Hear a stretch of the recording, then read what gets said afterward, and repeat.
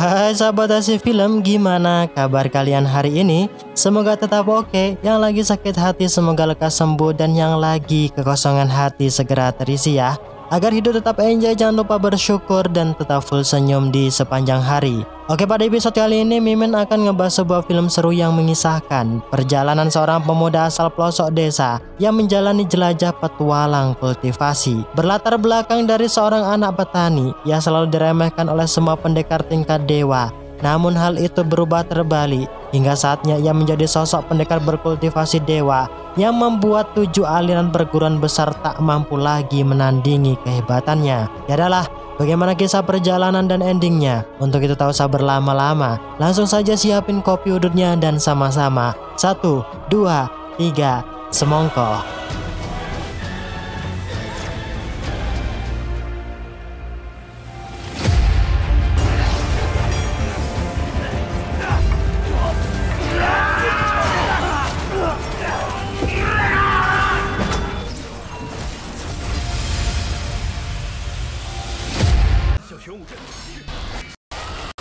Kisah bermula sejak 200 tahun yang silam. Seorang pemuda desa miskin bernama Hanli memiliki niat besar untuk mengangkat derajat keluarganya.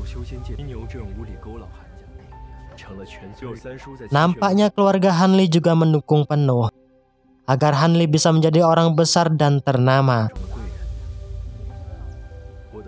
Dengan tekad yang kuat, Hanli bersama satu temannya bernama Zhang Tie berencana pergi untuk mengikuti ujian di Sekte 7 Misteri. Di sini, mereka tentu hanya bermodalkan tekad tanpa memiliki latar belakang kultivasi ataupun seni bela diri apapun. Singkatnya, mereka pun sampai di puncak gunung yang merupakan ujian untuk masuk di Sekte 7 Misteri. Namun mereka seketika dinyatakan gagal oleh pendekar Li Feiyu karena Sekte 7 Misteri hanya menerima 7 orang tercepat sampai di puncak gunung.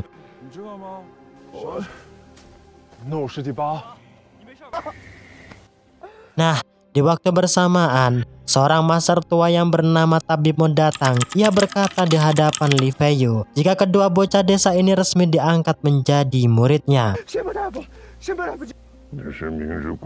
Singkatnya, mereka sampai di kediaman Tabibmo di lembah Sensuo.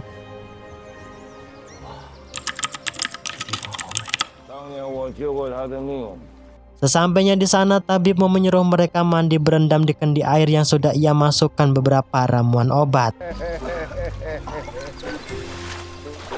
Yang setelahnya, Tabib memberitahu 3 aturan yang harus mereka patuhi di dalam lembah.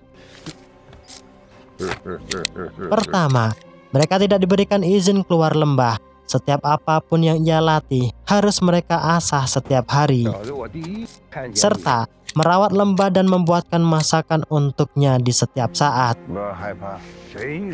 Dengar aturan itu tanpa rasa ragu, Hanli dan Zhang Tie menyanggupinya. Setelahnya, Tabibmo juga mulai memeriksa energi kin murni yang ada pada tubuh mereka.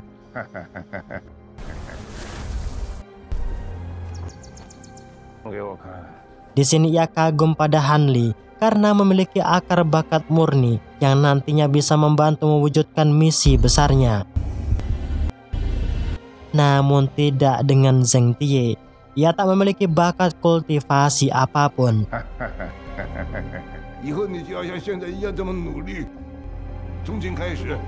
Yang bahkan Tabibmo juga menyuruh ia pergi meninggalkan lembah.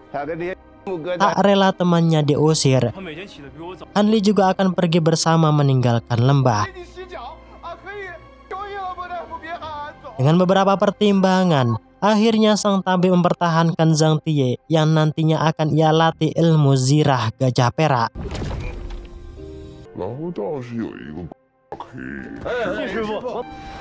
Singkat cerita, Hanli mulai merasakan keanehan pada Tabibmo yang tetap memaksanya untuk berendam di air yang sudah dimasuki ramuan obat. Ya, sambil membacakan mantra yang diajarkan, tubuh Hanli memanas seakan hampir meledak tak kuat. Yang ternyata itu sengaja dilakukan sang tabib agar Hanli mencapai level kultivasi tingkat pertama. 上是虚极，有病毒。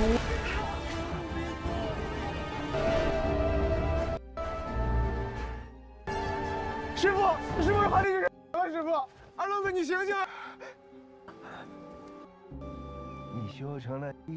Selama 2 tahun lebih, terlihat Zhang Tie sudah hampir sepenuhnya menguasai teknik kungfu zirah gajah perak. Sedangkan Han Li dilatih secara khusus ilmu kultivasi dan pengobatan oleh tabib Mo. Di saat berada di hutan mencari tanaman herbal, dengan tak sengaja, Han Li menemukan botol usang yang berwarna biru. Penasaran dengan isi di dalamnya, mereka berusaha untuk membuka. Namun, hal itu nihil ia lakukan. Singkat cerita, esok paginya terlihat tabib Mo sedang berdialog dengan kabut hitam. Di sana ia berkata jika Han Li saat ini sudah berhasil mencapai level kultivasi tingkat kedua. Sontak, hal itu membuat tabib Mo sangat girang.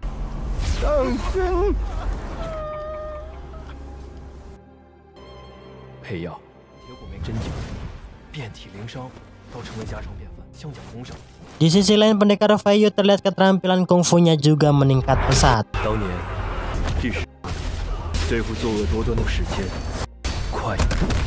Dari seorang pelayan biasa, berkat keterampilan dan prestasinya, ia diangkat menjadi wakil tetua sekte. Yang bahkan, ia mampu mengalahkan puluhan murid sekte serigala liar yang hendak masuk ke sekte 7 misteri hanya seorang diri.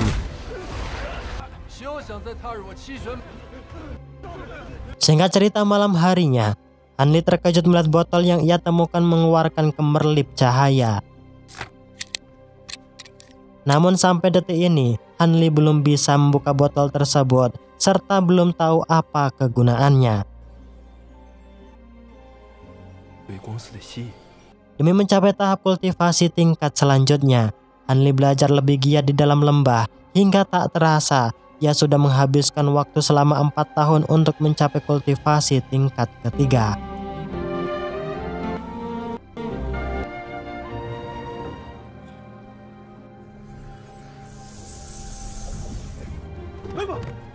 Namun di sana Han Li mulai tak nyaman hidup di dalam lembah.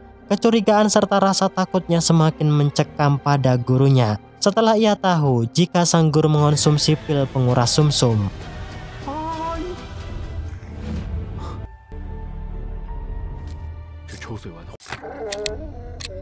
Di sini tabib Mo mulai berbicara terus terang pada Han Li bahwa ia mengidap penyakit yang tak bisa disembuhkan. Ia sengaja melatih dan mendidik Han Li ilmu pengobatan dengan harap Han Li bisa menyembuhkan sakit yang ia derita. Mendengarkan hal itu, Han Li tak 100% percaya lagi pada gurunya. Ia akan lebih berhati dan teliti sebab tabib Mo usai membunuh salah satu murid di sekte 7 misteri.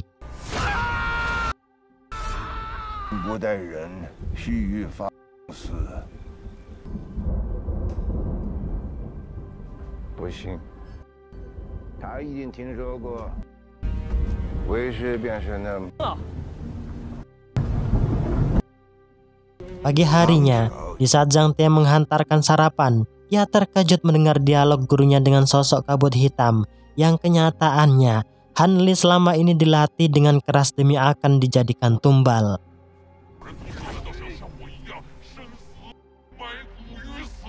Ya, mulai detik itulah Han Li tak lagi melihat kerabatnya.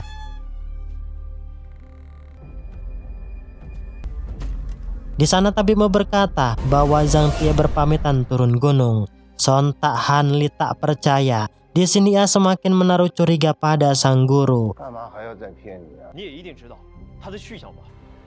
Han Li yang hendak turun gunung, langkah tindakannya pun dihentikan oleh tabib Mo. Di sini akhirnya mereka saling bertaruh, yang mana Han Li bersedia berlatih keras meningkatkan kultivasi ke level 4. Bahkan ia juga bersedia membantu menyembuhkan racun di tubuh tabib Mo asalkan keberadaan kerabatnya ditunjukkan.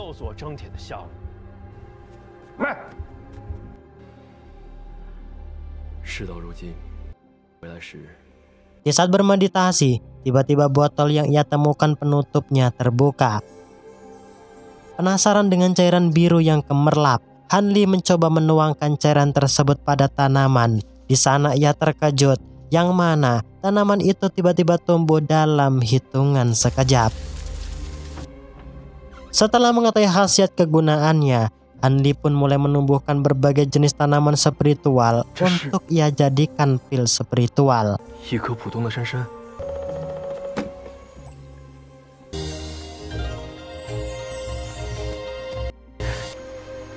Dan benar saja, dalam sekejap waktu, pil spiritual buatannya dapat membantu meningkatkan kultivasinya.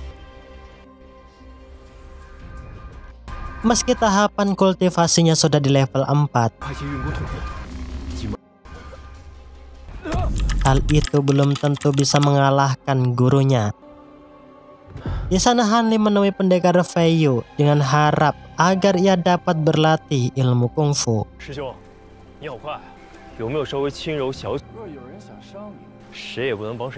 Demi balas budi, tentu Fei Yu tak segan membantu dan melatih Han Li.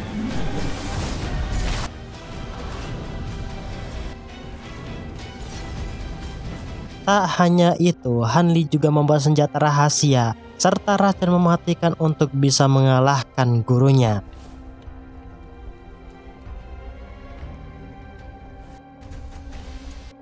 Di tahap ini, kultivasi Han Li sudah di tingkat 5. Di sana Tabib Mo juga tiba di lembah bersama seorang misterius bertopeng hitam.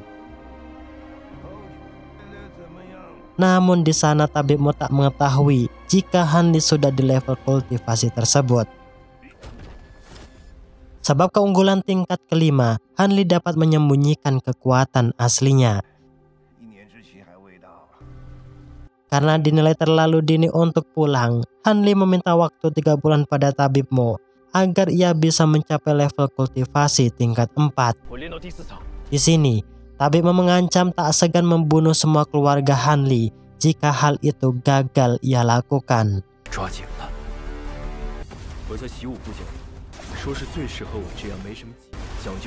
Demi keluar dari jeratan Tabib Mo serta nyawa keluarganya, dalam waktu 3 bulan, Han Li berlatih keras ilmu pedang dan teknik kungfu yang diajarkan pendekar Fei Yu sebelumnya.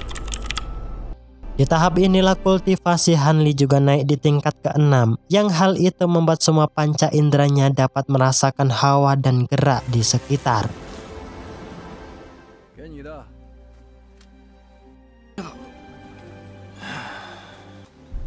Singkatnya, 3 bulan pun berlalu. Saat yang dinanti-nantikan pun datang. Saat Han Li siap bertemu dengan gurunya, momen inilah Han Li akan berusaha mengalahkan gurunya agar ia mendapatkan obat penawar racun cacing mayat serta menunjukkan keberadaan kerabatnya. Di sana Han Li menyembunyikan level kultivasi tingkat ke-6 yang ia tunjukkan hanya di level ke-4. Tabib Mo kemudian menantang Han Li dengan memutus hubungan guru dan murid agar Han Li mengeluarkan segala kemampuannya. Jika kalah, maka ia harus bersedia menjadi tumbalnya.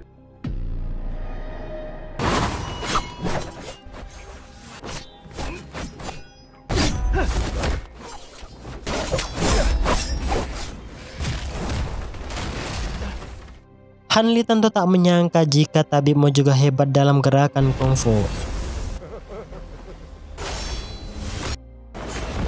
Upaya Han Li telah berhasil mengalahkan Tabib Mo dengan jurus rahasia yang sudah ia persiapkan.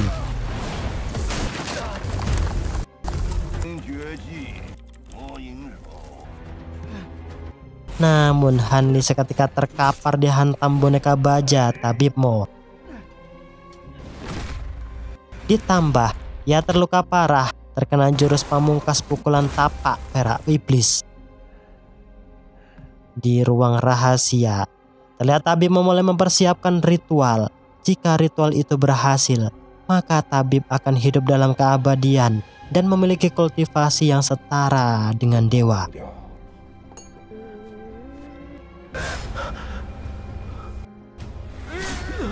Ya, di bawah laut kesadaran, Han Li berusaha melawan Tabib Mo dan 7 hantu pelahap jiwa.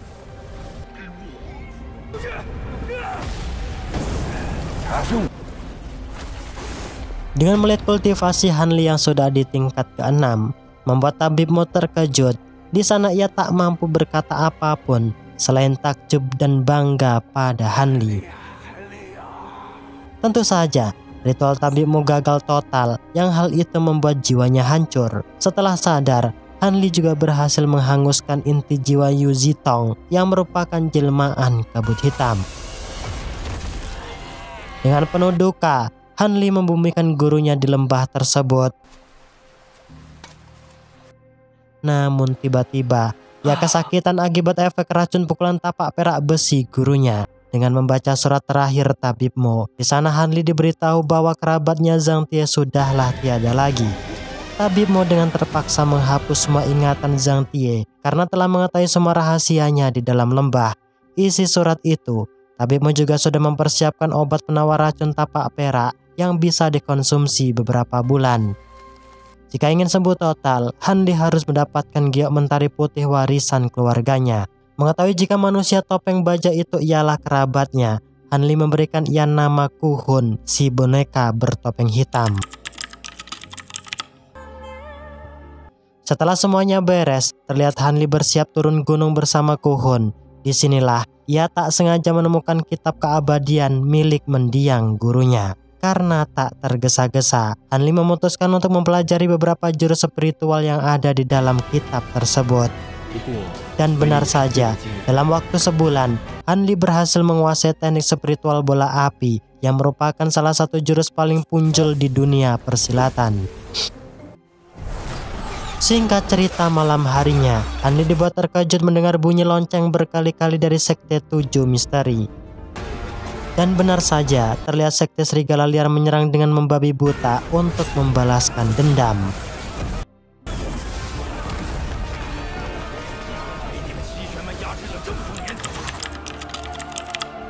Wang Chu, tetua Sekte 7 Misteri, ikut turun demi menghentikan amukan Sekte Serigala Edan. Lihat mereka sumpah kontrak darah dan akan berduel hingga tetes darah penghabisan. Tetua Sekte Serigala Edan, Jian Tianglong, tak akan mundur sejengkal pun untuk menghadapi mereka semua. Di lain sisi terlihat Hanli juga sudah tiba di sana. Sebagai pemanasan, mereka mengutus satu pendekar untuk maju bertarung.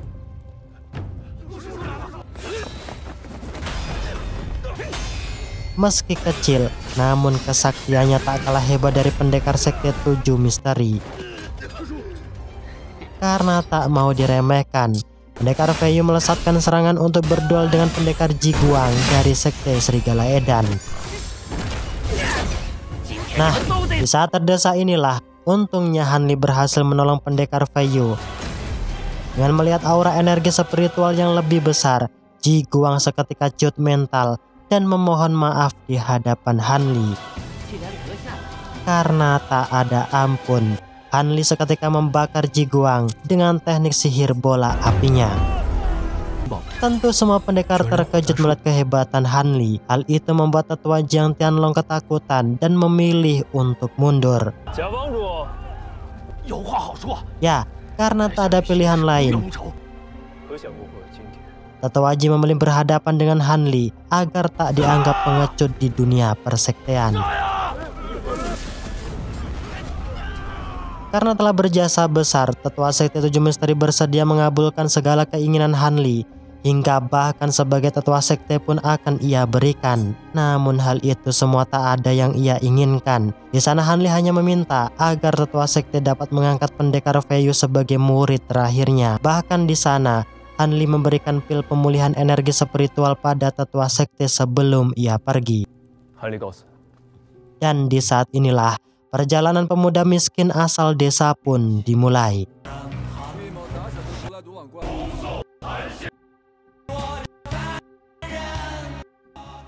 Perjalanan saat ini Hanli akan menuju desa kelahiran Tabib Mo demi mendapatkan pusaka giok mentari putih untuk mengobati luka dalamnya. Di sana ia juga meninggalkan obat dan surat untuk pendekar Feiyu agar tak mati sebelum ia menjadi terkenal di benua Tianan.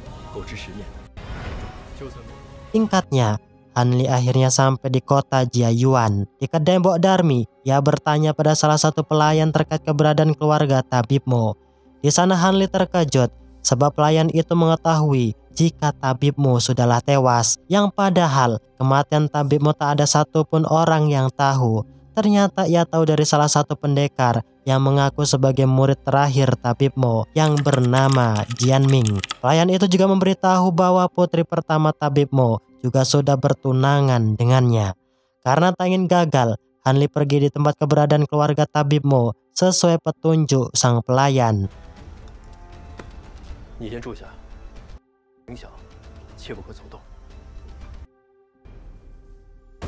Dan benar, di sana ia bertemu dengan 3 gadis cantik yang merupakan anak Tabib Mo.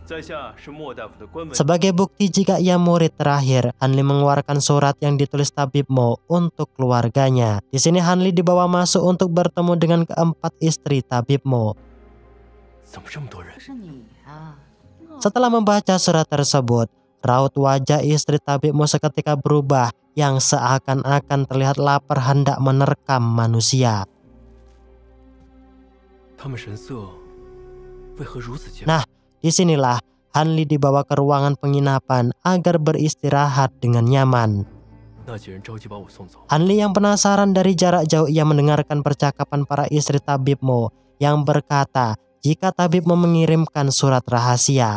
Sontak Hanli terkejut sebab isi surat rahasia tersebut mengungkapkan bahwa kematian Tabib Mo dibunuh oleh muridnya sendiri yang tak lain ialah Hanli. Di sana mereka mulai menyusun siasat demi membalaskan dendam atas kematian suaminya. Sedangkan di sisi lain, racun tapak perak iblis mulai bereaksi. Tentu Hanli tak bisa lebih lama menunggu dengan melihat stok obat penawar racun buatan Tabib Mo hanya tersisa sekali minum. Singkat cerita, esok paginya Hanli kembali mendatangi para istri Tabib Mo untuk segera memberikan pusaka giok mentari putih yang bahkan di sana ia berkata jika dirinya lah yang membunuh Tabib Mo. Sontak hal itu membuat terkejut karena dengan terang-terangan dan berani Hanli mengatakan di hadapan mereka. Hanli mengungkapkan bahwa itu harus ia lakukan demi membela diri dari ajal kematiannya. Untuk membalaskan kematian suaminya, para istri Tabib Mo bersedia memberikan mustaka giok dengan syarat Hanli harus bisa membunuh Ouyang Feitian. Tanpa ragu, Hanli setuju dengan perintah tersebut. Dan benar saja, dalam waktu singkat, Hanli berhasil menemukan keberadaan pendekar Fei yang dinilai lebih hebat dari Tabib Mo.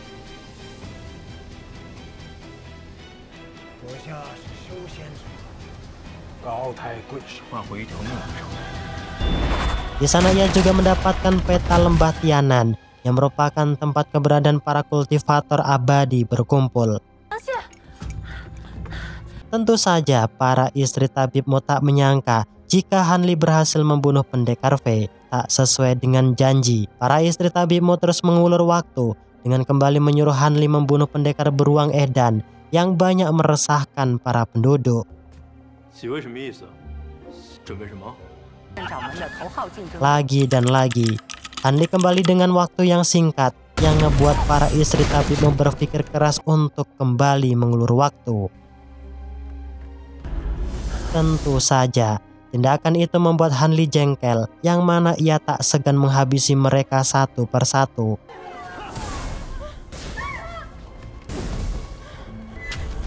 Namun dengan tiba-tiba, racun tapak perak kembali kambuh yang ngebuat Hanli terjatuh pingsan. Dalam kondisi sekarat yang sudah tak mampu bertahan lama, untungnya Nona Chun datang membawakan pusaka giok mentari putih.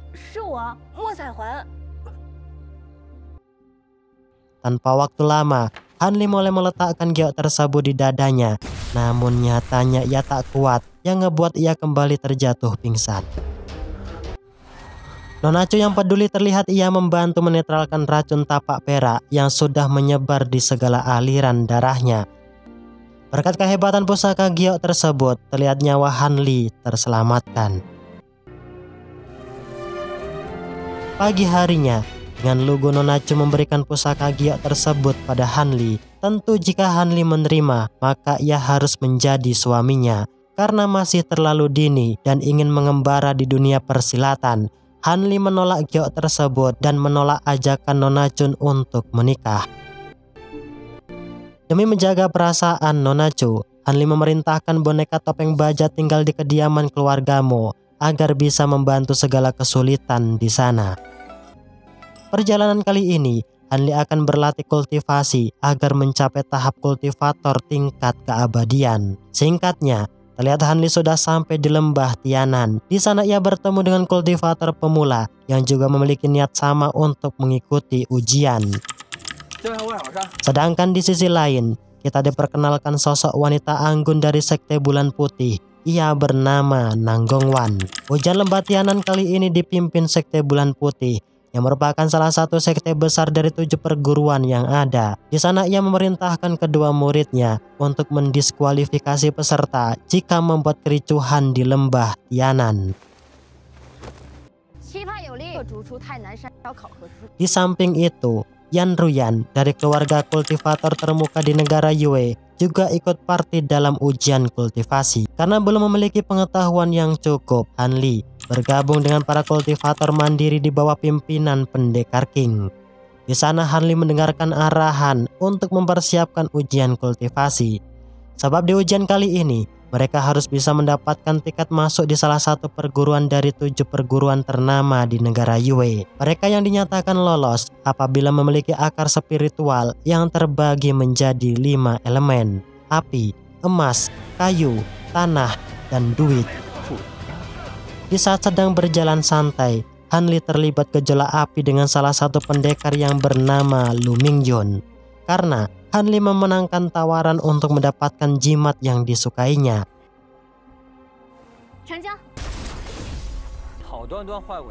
Untungnya, tindakan itu dihentikan Nona Chen. Ia berkata jika ujian kultivasi akan segera dibuka.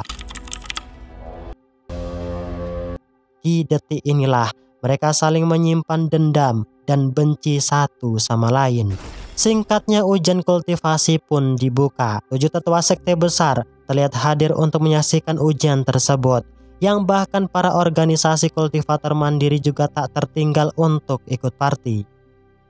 Di sini Nanggongwan menginstruksikan peserta yang dinyatakan lolos, dialah yang mampu mendapatkan bola spiritualnya. Dari situ juga akan terlihat tingkatan kultivasi yang dimiliki peserta. Peserta yang lolos juga diberikan kebebasan memilih salah satu perguruan dari 7 sekte yang diinginkan. Terlihat Nona Yan berhasil mendapatkan bola spiritual dan memilih untuk masuk di perguruan Bulan Putih.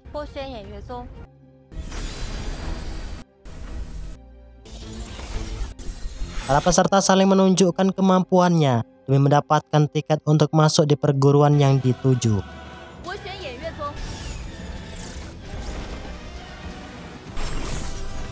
Pendekar King dari kultivator mandiri pun juga berhasil lulus. Namun dari 7 aliran sekte, tak ada satupun yang mau menerimanya. Begitu halnya Pendekar Wan, ia dinyatakan gagal.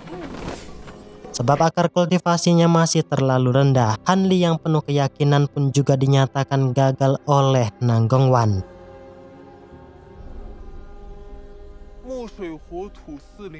Dengan rasa kecewa, mereka merenung di sana. Di sini, Pendekar King mengatakan jika masih ada satu cara, yaitu dengan berduel adu mekanik dengan peserta lain. Namun tetap saja, usaha Pendekar King nihil. Ia tak mampu menandingi kesaktian Pendekar Mingyun.